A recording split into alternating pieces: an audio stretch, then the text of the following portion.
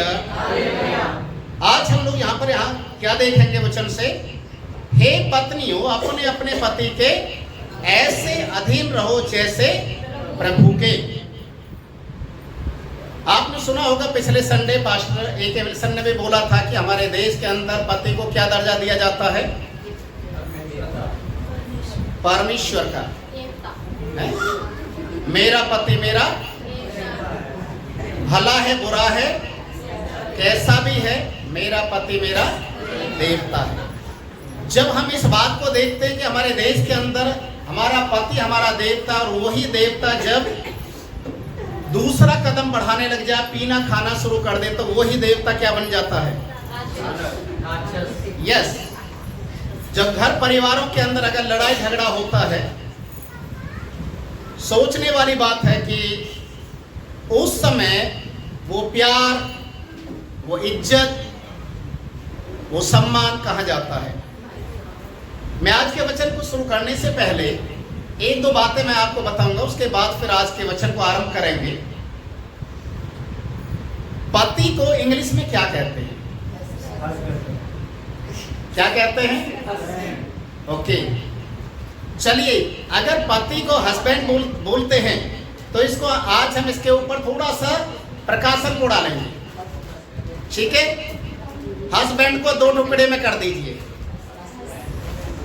Husband, HUS को अलग कर दीजिए, BAN को अलग कर दीजिए। क्या हो गया? बैंड किसे कहते हैं? बैंड किसे कहते हैं? जो बजता रहता है, जो बजता रहता है, ब्याह शादियों में बजता है, उसको बैंड कहते हैं।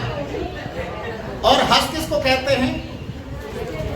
जो बेचारा हंस हंस के पिटता है, बजता रहता है, हाँ, उसको बोलते हैं हंस बैंड। मतलब हंस भी और पिट भी, इसलिए उसको हस्बैंड बोलते हैं। पर साल में एक ही बार ये हस्बैंड अपने आप को महसूस करता है, या तो शादी वाले दिन महसूस करता है कि मैं एक पति हूं, या आज के दिन वो महसूस करता है कि मैं पति हूं। नहीं तो पूरी साल वो क्या होता है? पिटता ही रहता है। औरत इतनी अच्छी होती है, पति अगर कहीं से भी आ गया, ड्यूटी से आ गया, बाहर से आ गया, कुछ करके आ गया, आते ही सीधा थमा देते बच्चों को, ले घुमाने के लिए लेके जा, इनको पाल, इनको पूछ, इनको ये कर। पति कभी कभी तो परेशान भी हो जाता है कि यार सारे दिन काम करता हूँ, फिर घर में आने के बाद भी मुझे ये जिम्मेदारी दी जाती है। चलिए, ये तो हमारा एक जिम्मेदारी है, पर इसके साथ में एक चीज और भी है। जो लोग लव मैरिज करते हैं, पता नहीं यहाँ पर किस किस की हो रखी है, लव मैरिज करने वाला व्यक्ति हमेशा हमेशा रोता ही रहता है। चाहे वो लड़की को लगा लीजिए, चाहे लड़के को लगा लीजिए, शादी से पहले इतने लंबे लंबे ख्वाब दिखाते हैं। पड़ोसी की घड़ी लेंगे पहनने के लिए, पड़ोसी का जूता लेंगे, पड़ोसी के पैंट लेंगे, पड़ोसी से पैसा लेंगे उधार।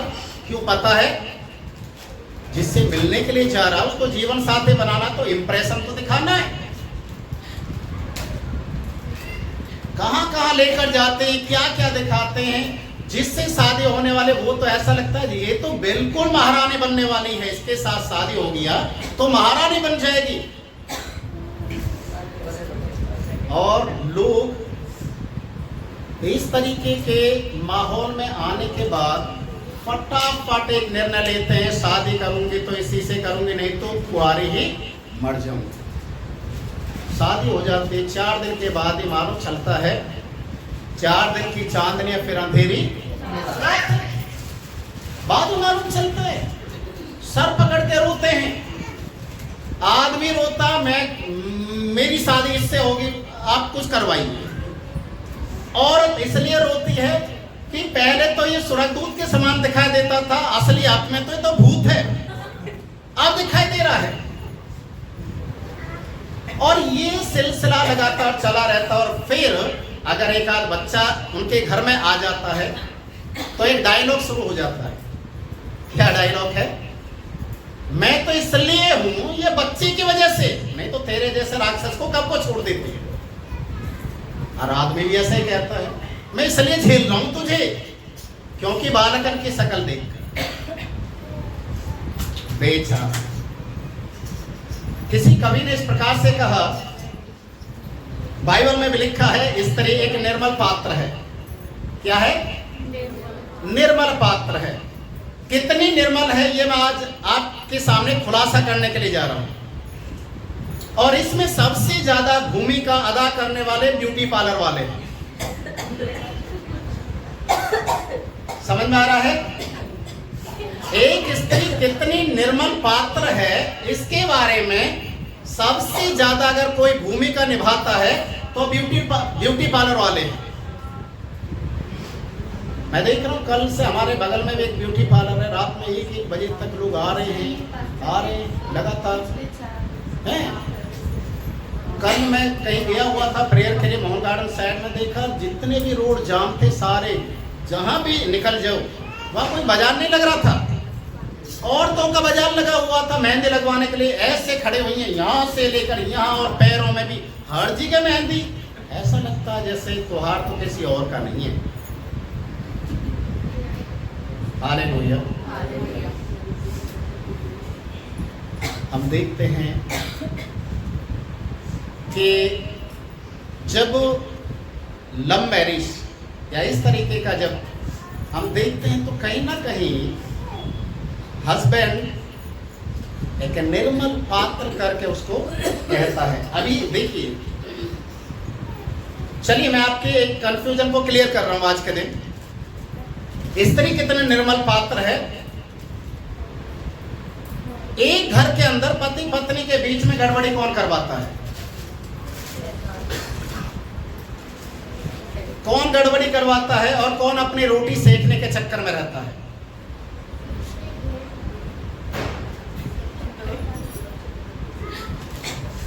समझ में आ रहा है या नहीं? आपके घर में कलेश हो, आपकी औरत आपको छोड़ दे, और जो खाली स्थान जब बचेगा तो कोई दूसरा एंट्री मार दे। इसीलिए आपके घर के अंदर कंफ्यूजन को कौन डालता है, इस चीज को हमेशा याद रखें।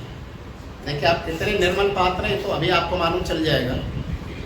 वचन में हम देखते हैं कि हे पत्नियों, अपने अपने पति के अधीन रहो। ये किसकी आज्ञा है?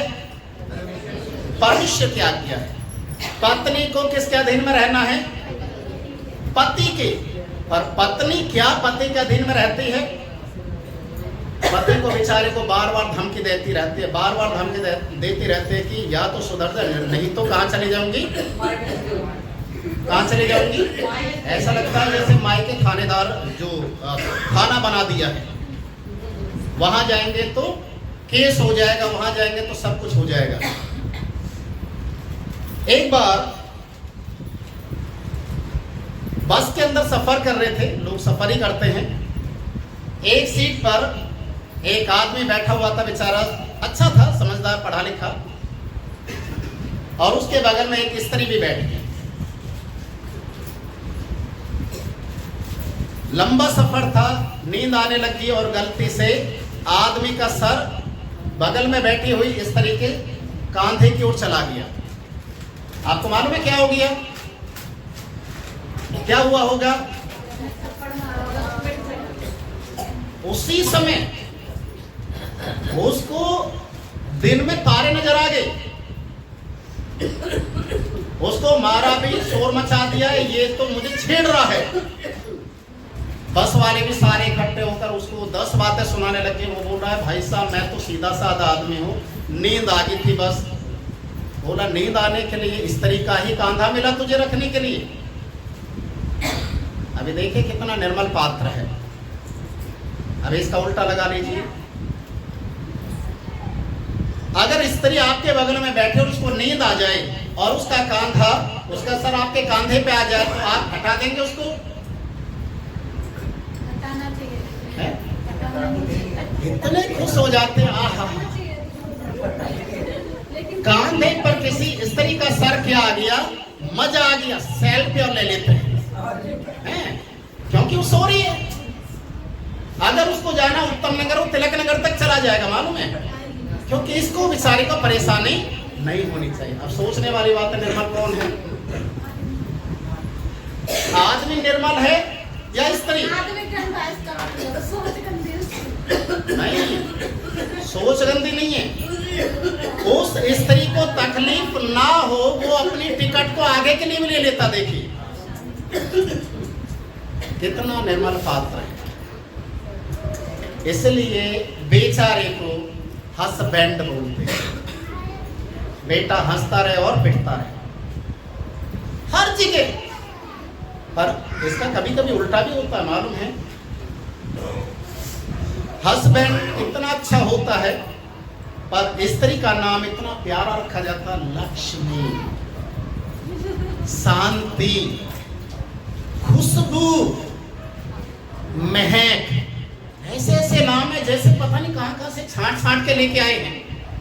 पर जब वही स्त्री दूसरे रूप में आती है तो वो खुशबू और शांति वांति नहीं रहती। फिर आदमी के मुंह से निकलता है, जब बेचारा अकेले में किसी से अपने दिल के दुखों को बयान करता है तो बोलता मुझे तो चुड़ैल मिल गई, मुझे तो भूतनी मिल गई। और मैंने एक के मोबाइल में एक दिन ऐसा ही देखा, उसकी औरत का फोन आ गया, मोबाइल में नाम आता ना लिख के, तो उसमें लिखा हुआ था भूतली। और वो बोला आ रहा हूँ ना, वो नाम दिखाई दे रहा भूतली। मैं बोला ये भूतली कौन है? बोला है ना मेरे घर में है। तो ऐसे ऐसे लोग भी नाम रखते हैं, पर किसका रखते हैं? निर्मल पात्र का। हालेलुया। परमेश्वर के वचन में जब हम नीति वचन की किताब पढ़ते हैं तो 18 अध्याय उसके 22 पद में एक प्यारा सा वचन है। आज स्त्रियों का दिन है तो इसलिए हम स्त्रियों पर बातचीत करेंगे। आदमी का भी दिन है इसलिए याद रखिए।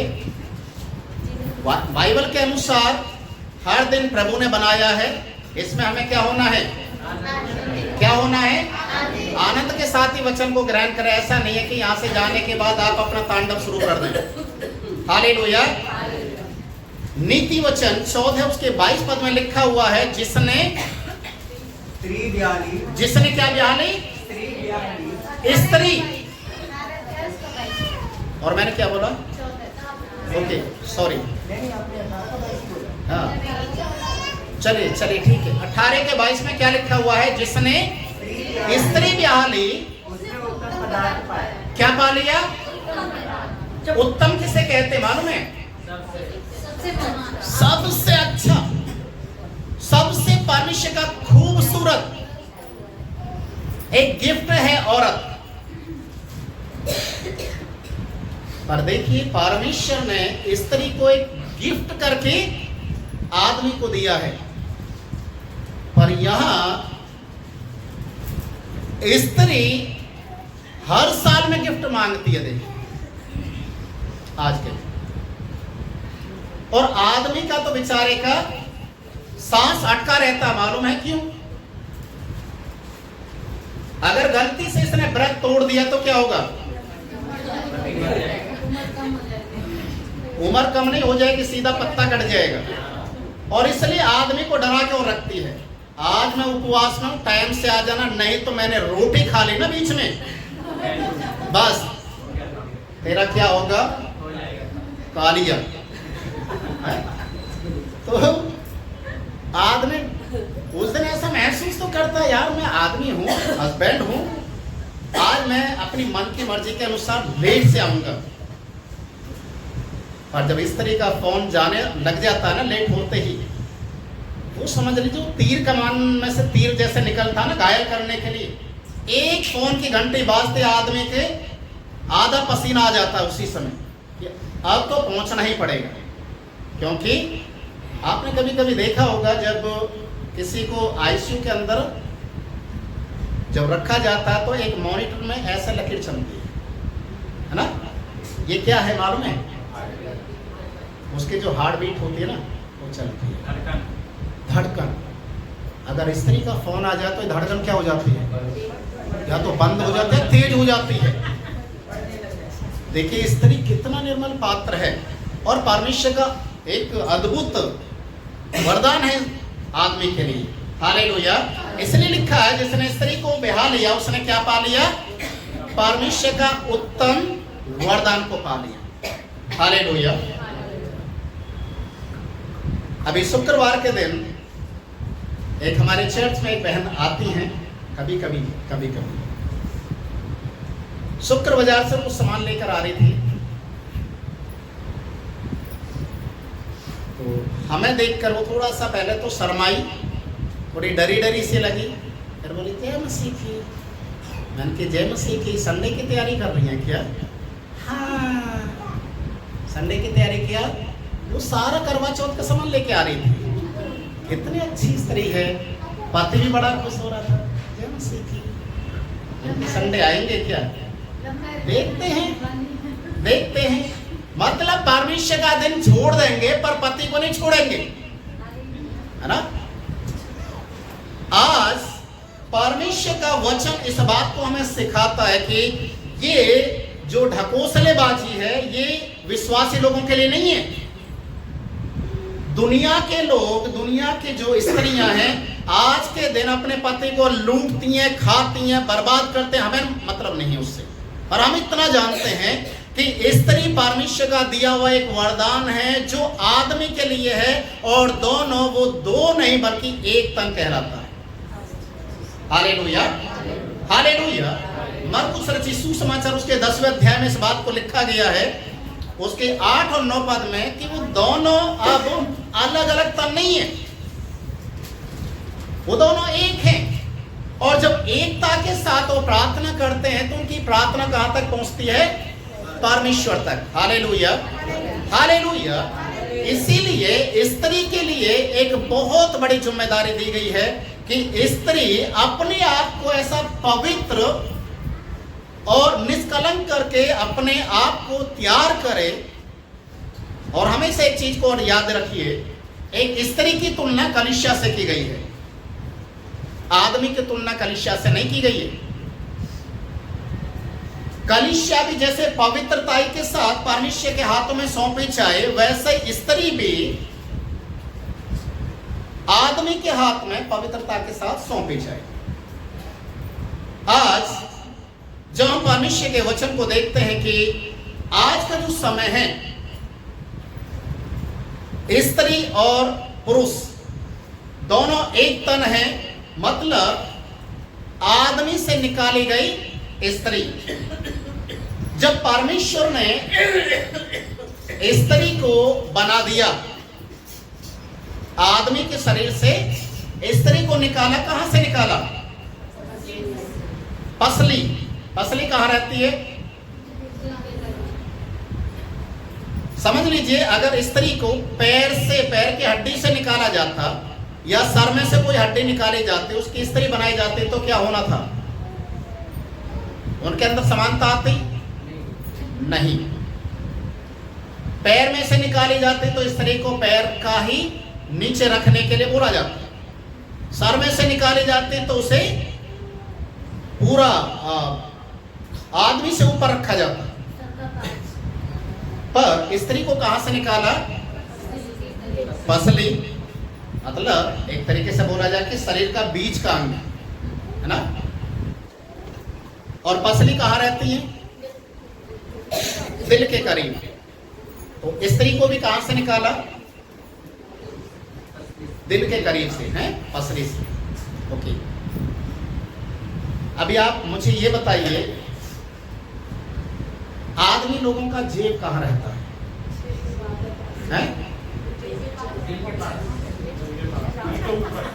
हाँ, आप अपना हाथ लगाइए, जरा जेब के ऊपर लगाइए और ध्यान से आवाज सुनिए। वहां से कुछ आवाज आ रही है। क्या आवाज आ रही है मालूम है? मेरी स्त्री तो कहां है? क्या आवाज आ रही होगी? मेरी स्त्री तो कहां है? इसलिए हमेशा इस बात को भी याद रखिए, जैसे जेब के अंदर नोट होते हैं और नोट के अंदर दिल होता है और दिल के अंदर में स्त्री होती है, इन सब का एक दूसरे से कनेक्शन है। जेब के अंदर पैसा नहीं तो समझ लीजिए बीच में से स्त्री भी गायब। हाँ, अगर इस जेब के अंदर पैसा ज्यादा हो गए तो दिल की धड़कनें और तेज हो जाएंगी। क्यों मालूम है? आप रास्ते से निकल रहे, पता नहीं आपके साथ क्या हो जाए। तो जो हम कनेक्शन को देखते हैं, परमेश्वर का वचन हमें एक बात को कहता है कि जब उत्पत्ति की किताब आप पढ़ेंगे, उसके 1 अध्याय के 26 और 27 पद में, वहां पर परमेश्वर ने आदम और हवा को एक आशीर्वाद दिया। क्या आशीर्वाद था? फूलो, फलो और पृथ्वी में फैल जाओ। ये एक आशीर्वाद है, फूलो, फलो और पृथ्वी में फैल जाओ। ये आशीर्वाद आज परमेश्वर के अनुग्रह के साथ आज हर एक परिवार के अंदर होना बहुत जरूरी है। और यही आशीर्वाद परमेश्वर ने इब्राहिम को भी दिया, जबकि इब्राहिम के पास संतान होने का कोई भी गुंजाइश ही नहीं था, क्योंकि बाइबल में लिखा है उसकी पत्नी बांझ थी उस समय। पर परमेश्वर आशीर्वाद क्या दे रहा है? तेरे द्वारा, तेरे वंश के द्वारा पूरी दुनिया क्या करेगी? आशीष पाएगी। वो आशीष का मूल हो जाएगा। तो परमेश्वर ने आपको और मुझे, देखिए स्त्री और पुरुष वाली बात यहां पर नहीं है, ये दोनों इक्वल हो गए, क्योंकि वचन में लिखा है दोनों एक तने, मतलब एक ही विचार होना चाहिए, एक ही सोच होनी चाहिए। और एकता के साथ जब पति और पत्नी चलते हैं तो इस दुनिया में ऐसी कोई भी चीज नहीं है जिससे एक परिवार हासिल ना कर सके। Hallelujah, hallelujah. एकता में ताकत है, याद रखिए। और जहां पर पति पत्नी एक मन होकर प्रार्थना नहीं करते, वहां पर यीशु मसीह की उपस्थिति नहीं होती है। एकता, एक मन के होना है। और परमेश्वर ने ये आशीर्वाद आदम और हवा को इसलिए दिया ताकि वो फलें, फूलें और पृथ्वी पर फैल जाए। ये हमारे देश के अंदर एक थोड़ा सा अजीब गरीब एक ऐसा त्योहार बना दिया है कि करवा चौथ रखने से आदमी की उम्र लंबी हो जाएगी। एक सोचने वाली बात है। अगर आदमी की उम्र लंबी हो जाए तो औरत के कितनी रहनी चाहिए है? कोई आपने ऐसा व्यक्ति देखा है जो अपनी औरत के लिए भी व्रत रखता हो लंबी उम्र के लिए?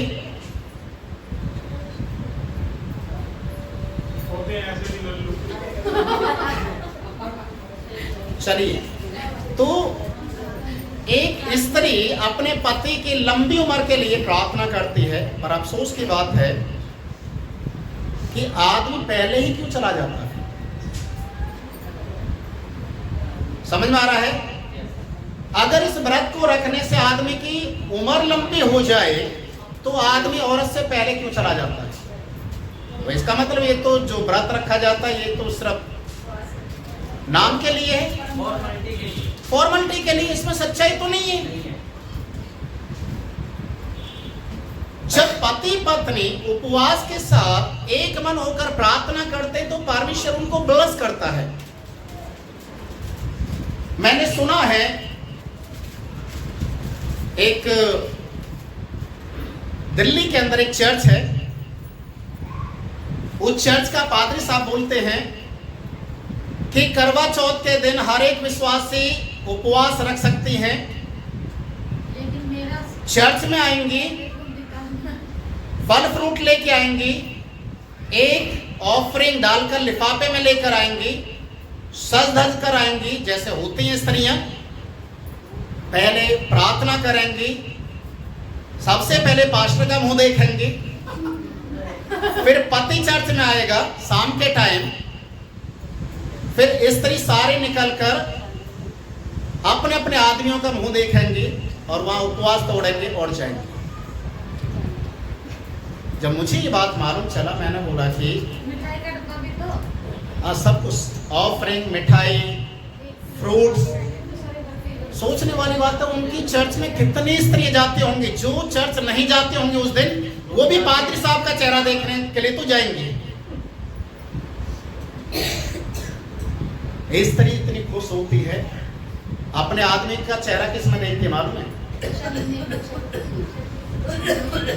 चरनी में दिया जलाते हैं। मैंने सुना था, बहुत पहले सुना था, ऐसा आदमी तुम्हें दिया जलाकर भी, दिया लेकर भी नहीं मिलेगा। देखिए, चाहे वो पियक्कड़ हो, चाहे सर पे बाल हो या ना हो, चाहे कैसा भी हो, पर उस दिन दिया उसके लिए जलता जरूर है। हाँ, और इस तरीके से उसको आदर सम्मान के साथ उसे मेरा पति मेरा देवता है करके बोला जाता है। चलिए, अच्छी बात है जो जैसा करते, पर आज बहुत सारी जगह गलत शिक्षाएं हैं, बहुत सारी जगह। पर हम जो विश्वासी लोग हैं, हमें तो बाइबल के अनुसार चलना है। बाइबल क्या कहती है? जब हम अपने परिवार को लेकर चलते हैं तो हमेशा एक चीज को याद रखिए।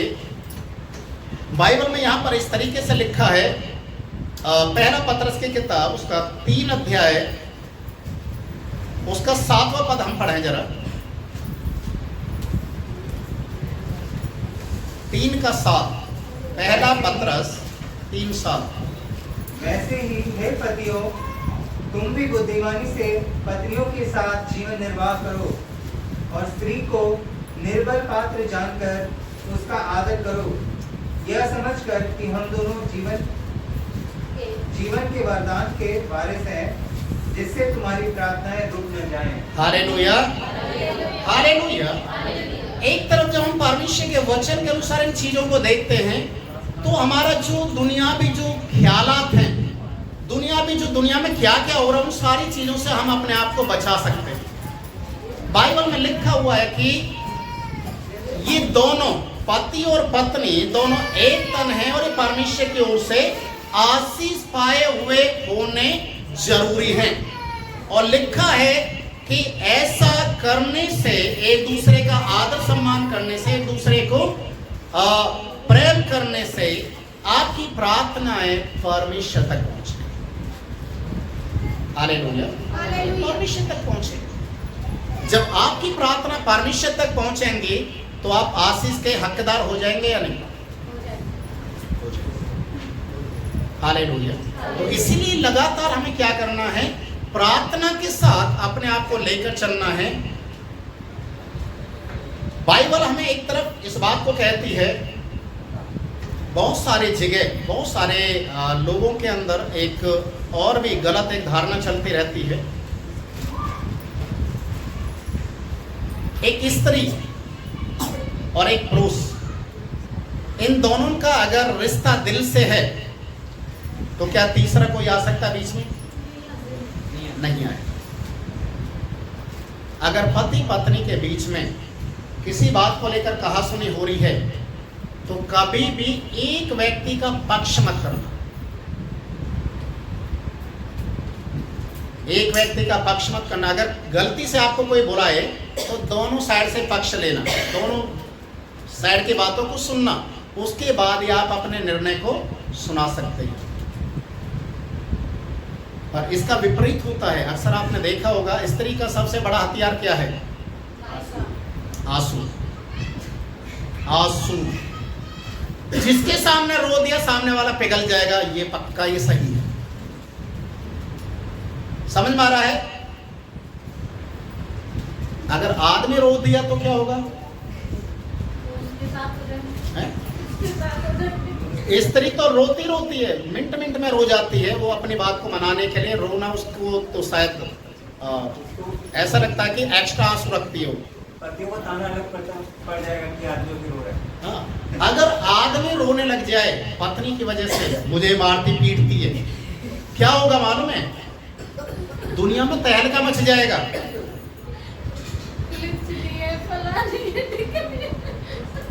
और सोचने वाली बात है कि आंसू को बचा के रखो। ये आंसू आपका व्यर्थ नहीं जाना चाहिए, ये आंसू प्रभु के सामने जाना चाहिए। हालेलुया, प्रभु की उपस्थिति में जाना चाहिए। आज बहुत सारी चीजें हैं, बोलने के लिए बहुत कुछ है, पर मैं आज जिस विषय पर बातचीत कर रहा हूँ कि स्त्रियां और पुरुष ये दोनों अलग अलग नहीं हैं। चाहे वो भले ही अलग समुदाय से आते हों, अलग भाषा बोलने वाले हों, अलग आपका सोच विचार सब कुछ अलग हो, पर जब एक स्त्री पुरुष की हो जाती है तो मायके वालों का अधिकार खत्म हो जाता है। मायके वालों का अधिकार खत्म हो जाता है।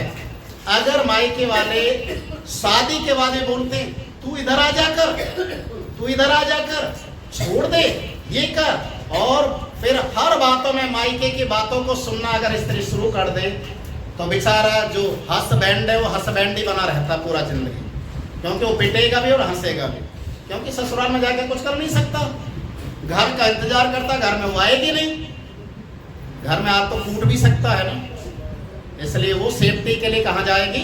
मायके। Hallelujah, hallelujah. पर ऐसी भी स्त्री हैं जो जिनको पति की ओर से ज्यादा प्रेम मिलता है, वो क्या करते मालूम है? मायके जाना पसंद नहीं करते। मायके जाएंगे तो क्या बोलेंगे?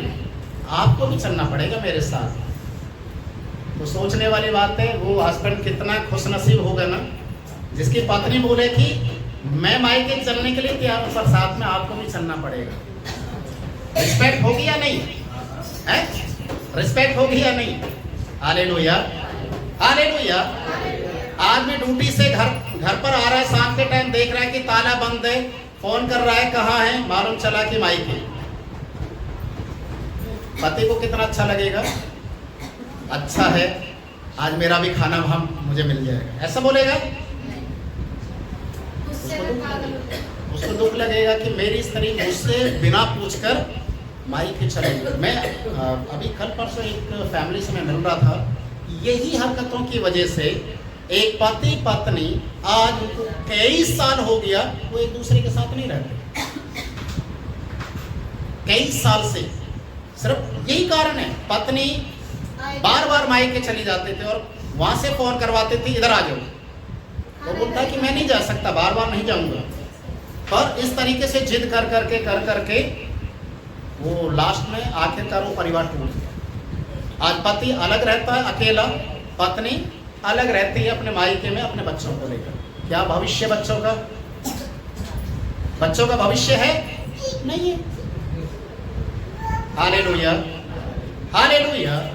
इसीलिए हर एक बातों में सलाह और मशवरा लेकर जब पति पत्नी कोई भी निर्णय लेते हैं, कोई फैसला लेते हैं, चाहे वो कहीं जाने का हो, कोई सी सामान खरीदने का हो, कुछ भी हो, अगर पति पत्नी दोनों मिलकर बैठकर सलाह करेंगे कि हम ये करेंगे, ऐसा करेंगे, और दोनों की सलाह के द्वारा अगर वो काम किया जाए उसमें प्रभु का आशीष होगा। हालेलुया।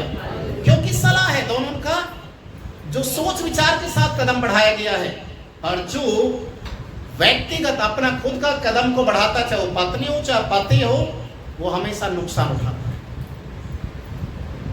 हालेलुया। आपस के जो प्रेम के अंदर भी कहीं ना कहीं खड़ास और एक दरार आना शुरू हो जाता है। इसलिए आज परमेश्वर का वचन हमें कहता है कि जब परमेश्वर ने जिन्हें जोड़ दिया है उन्हें कोई भी अलग ना करे, वो दोनों एक तन हैं। तो इसलिए आज से हर एक स्त्री अपने पति को, जो आज अन्य जातियों की जो औरतें अपने पति को जो आदर आज के दिन करेंगे ना, आपको हर दिन अपने पति का आदर करना है, और पतियों को भी अपनी पत्नी को क्या करना है? प्रेम करना। हालेलुया। आदम जब सुला दिया परमेश्वर ने, उसकी पसली से एक स्त्री को बनाया जिसे नारी शब्द दिया। आज आपको मालूम है कलीसिया कहां से बना है? कलीसिया कहां से बना है? यीशु मसीह को दूसरा आदम क्यों बोला गया है? हालेलुया। आदम को परमेश्वर का पुत्र बोला गया है बाइबल में, और यीशु मसीह को भी परमेश्वर का पुत्र बोला गया है।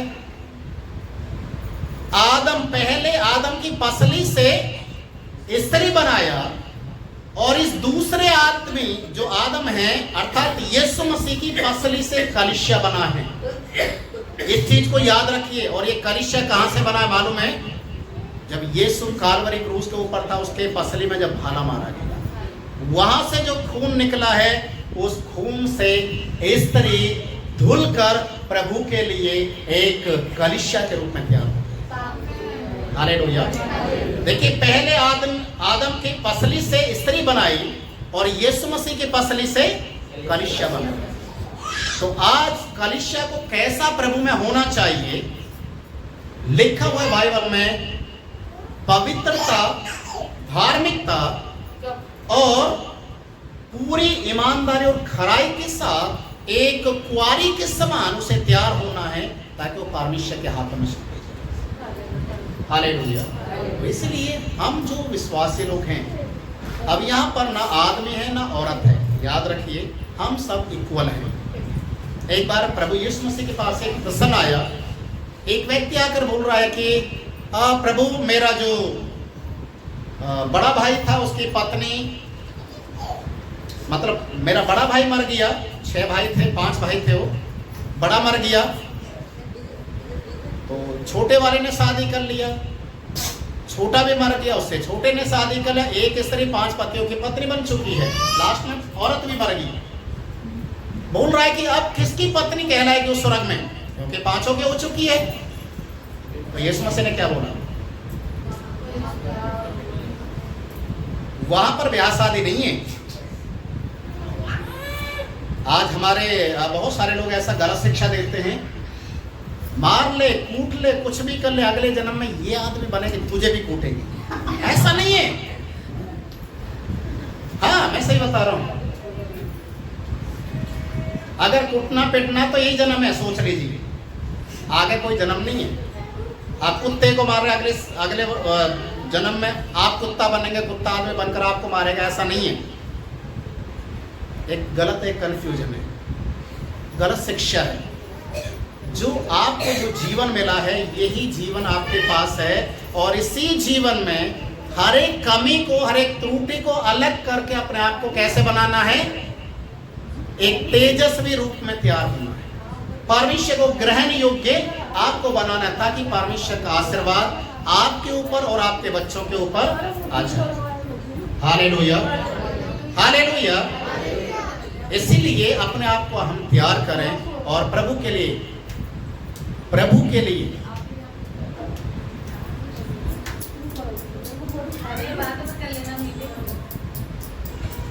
देखो, अगर कोई भी ऐसी दिक्कत हो रही है तो आप उससे जा सकते हैं। वचन हमें यहाँ पर जिस चीज को सिखाता है, उस वचन को हमें समझना है। स्त्री और पुरुष दोनों अलग अलग नहीं है, प्रभु ने इन्हें जोड़ा है, और ये दोनों परमेश्वर के वरदान हैं। अंत में एक बात और मैं बोलकर समाप्त करूंगा। शादी जिस दिन होती है लड़का और लड़की की, जब पति और पत्नी बनते समाज के बीच में, उस दिन पूरे पब्लिकली, सबके सामने, यहाँ तक कि कैमरे वाले के सामने, वीडियो बनाने वाले के सामने, पत्नी चम्मच से खाना खिलाते पति, देखा या नहीं, है ना? लोग फोटो करवाते हैं, वीडियो बनवाते हैं, वाह। और पति भी अपने पत्नी को खिलाता है, वो खिलाते नहीं है, खिलवाया जाता है, जो भी समझ लीजिए। तो सारे लोग वीडियो बनाते हैं, ताली बजाते हैं, वाह क्या अच्छा है, इसने खाना इसको खिला दे। एक ही चम्मच से, अलग अलग से भी नहीं। देखिए कितना प्रेम दिखाते हैं शादी वाले दिन। शादी हो जाते हैं, खाना खिला देते हैं, सारे लोग ताली बजाते हैं। अब शादी के बाद क्या होता है, सबकी प्लेट भी 2-2 हो जाती हैं, चम्मच भी 2-2 हो जाती हैं। शादी वाले दिन क्या था, एक, शादी के बाद 2 हो गया। उस दिन एक चम्मच से एक दूसरे को खिला रहे हैं, लोग फोटो बना रहे हैं, वीडियो बना रहे हैं, सब कुछ कर रहे हैं, खुश हो रहे हैं। शादी के बाद अगर एक दूसरे को खिलाने की कोशिश भी करते हैं तो क्या बोलते हैं मालूम है,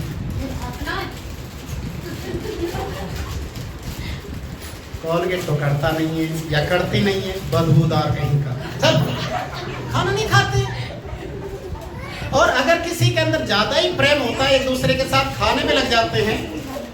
अगर ये पति पत्नी लड़की के घर में चले जाते हैं, समझ लीजिए मायके में चले जाते हैं लड़के, और अपने पति को लेकर एक चम्मच से खाना खिलाते, मायके वाले कितने खुश होते मालूम है, इनका प्यार कितना अच्छा है। और यही अगर ससुराल में सास और ससुर के सामने खिलाने लग जाए, ये तो मजनू का गुलाम हो गया।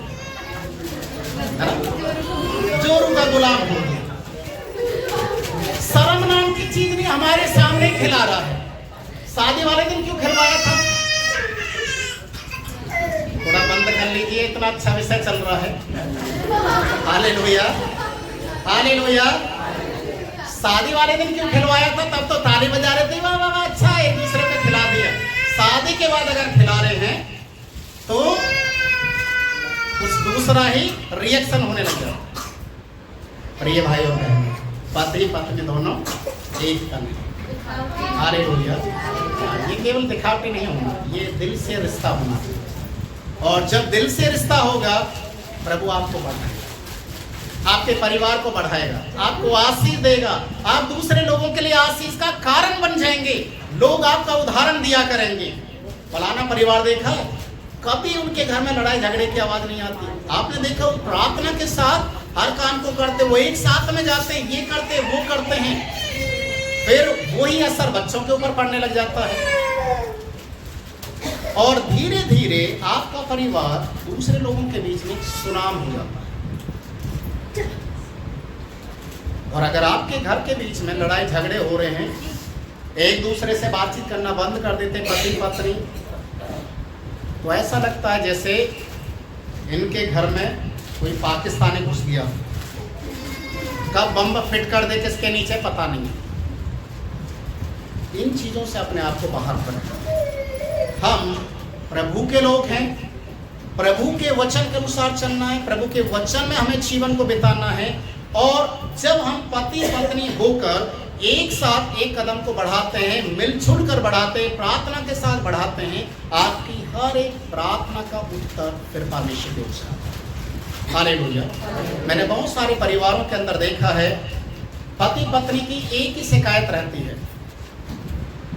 अगर पति सामने बैठकर बातचीत करने के लिए कोशिश करे कि कोई आया उससे मैं कुछ बातचीत करूं, तो पत्नी बगल में बैठ जाते, करके देख, तो बोल तो सही। पति थोड़ा डरा डरा होकर देखता है, हाँ अभी किचन में गई, मेरे साथ पत्नी किचन में से सुन लेती आवाज। जैसे वो व्यक्ति गया, उसके बाद बेचारा उस पति का क्या हालत होता होगा मुझे भी नहीं पता। और यही चीज पत्नी के साथ होता है।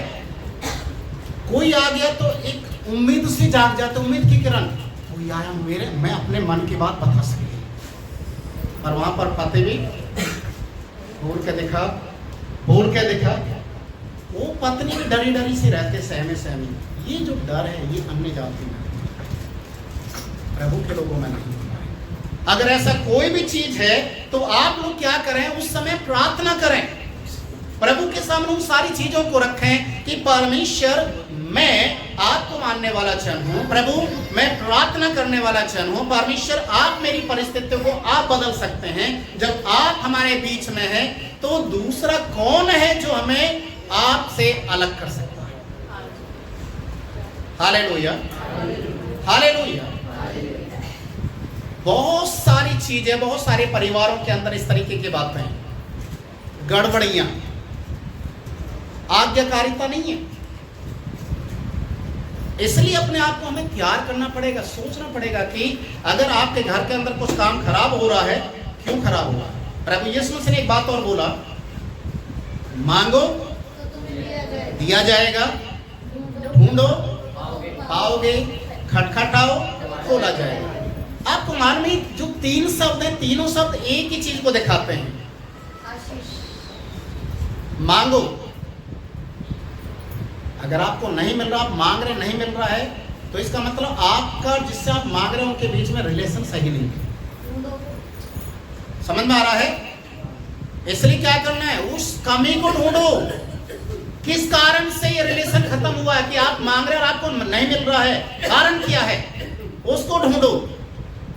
जब आपको अपनी गलती मालूम चल जाएगा, मेरे से यहां गलती हुई है। कई बार इंसानों के बीच में ऐसा होता है कि आपका रिश्ता बहुत अच्छा होता है, पर किसी गलती के कारण से वो रिश्ता टूट जाता है, खटास आ जाती है, और वो आप उसको देखना चाहें पर वो आपको देखने के बाद भी अनदेखा जैसा करने लग जाता है। तो तीसरा शब्द आता है, उसके सामने क्या करना है, खटखटाना, मतलब अंगीकार करना। अपनी गलती को अंगीकार करना। प्रभु यीशु मसीह ने कहा, अगर तेरे और किसी भाई के बीच में कुछ गलत हो गया है, मनमुटाव आ गया है, तो आप अपनी भेंट को कहाँ छोड़ना है? वेदी के पास छोड़ना। और पहले क्या करना है? जाकर सुलह करो, आओगे भेंट स्वीकार की जाएगी, मांगो, ढूंढो, खटखटाओ। ये तीनों चीज पति पत्नी के ऊपर निर्भर करती है, हमेशा याद रखना। हालेलुया। आपका जो रिश्ता है वो प्रभु के साथ है। पति पत्नी का जो रिश्ता है, उस रिश्ते को तो कोई नकार ही नहीं सकता, क्योंकि आप समाज में पति पत्नी के रूप में बने हैं, तैयार किए गए हैं, आपके बच्चे हैं, सब कुछ है, आप परमेश्वर के उस आशीष में हैं। पर उस पति पत्नी के रिश्ते के बीच में परमेश्वर को भी लेकर आए। हालेलुया। जब परमेश्वर आपके रिश्ते के बीच में आ जाएगा तो आपके परिवार को फिर कोई भी तोड़ नहीं सकता। इसलिए जरूरी है कि स्त्री एक निर्मल पात्र है, उसे उसी तरीके से हाथ में रखना है। वो बिखर भी सकती है, टूट भी सकती है। मैं एक अंत में एक बात और बोलकर समाप्त करूंगा। एक स्त्री अपने पति से क्या मांगती? क्या मांगती? सिर्फ प्रेम, अच्छे तो सब।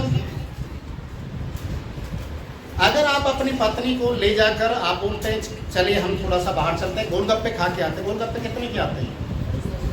20 रुपये, 30 रुपये, 50 रुपये, है ना? अगर आप अपनी पत्नी को ले जाकर गोलगप्पे खिला देते हैं, आपको मालूम पत्नी का चेहरा इतना खुश हो जाएगा। घर में चाहे कितने भी दुनिया भर के कलेश हो, सब भूल जाएंगे एक सेकंड में। उसे क्या याद रहेगा? मेरा पति मुझे गोलगप्पा खिलाने के लिए। हाँ, मैं सच बता रहा हूँ। अरे गोबर तो खाती हूँ। कहने का मतलब है कि पत्नी, अगर पति अपनी पत्नी को इस तरीके से आदर करते हुए उसके लेकर जाए, मार्केट में लेकर जाए, घुमाने के लिए लेके जाए, कुछ खिला के लेके आ जाए, 10 औरतें चिढ़ जाएंगी, याद रखिए, उनमें से आप नहीं होनी चाहिए। इसका पति तो इसे बाइक पर ले जाता है और गोलगप्पे खिला के लेके आता है, चाउमीन खिला के लेके आता है, 10 औरतें चिढ़ाएंगी। पता क्यों? वो अपने अपने पति के पीछे लग जाएंगे। तो हमें भी लेकर चल, हमें भी लेकर चल, हमें भी गोलगप्पे खाना है, हमें भी ये करना है। आप दूसरे लोगों के बीच में एक आदर्श में बनना है। लोग आपको देखकर सीखना है। ये एक छोटी सी बात है। अगर आप अपनी पत्नी को ले जाकर उसके मन पसंद के एक साड़ी दिला देंगे तो सबसे पहले इसकी खबर कहाँ पहुंचेगी मालूम है? आपका जो एरिया का थाना है वहां पहुंचेगा, माइके। हाँ, आज तो मेरा पति मुझे साड़ी दिला के देता है। अगर 500 की साड़ी दिलाई होगी तो पत्नी क्या बोलेगी मालूम है? अभी 500 रुपये, 400 रुपये नहीं बोलेगी। तो ये बहुत सारी ऐसी चीजें, आप अपनी पत्नी से जितना प्रेम करेंगे, जितना आदर करेंगे, उतना ही परमेश्वर आदर करेगा। हमेशा मुस्कुराकर अपनी औरत से बातचीत कीजिए, मुंह खुलाकर नहीं रहना। शक हो जाएगा कि मेरे सामने तो ये बिल्कुल ही भोंदू की तरह दिखाई देता, मुंह बंद रहता है, बाहर जब जाता है किसी का फोन आ जाता है बड़ा मुस्कुरा के बातचीत करता है। कंफ्यूजन हो जाएगा बहुत ज्यादा। इसलिए उस कंफ्यूजन को बाहर का बाहर रखिए, अपनी पत्नी को देखकर मुस्कुराइए। ड्यूटी से आते हैं तो पत्नी को गले लगा लीजिए एक बार, अरे सारा दिन की थकावट खत्म हो जाएगी। पति पत्नी दोनों परमेश्वर का वरदान है। Hallelujah, hallelujah. आइए सभी प्रार्थना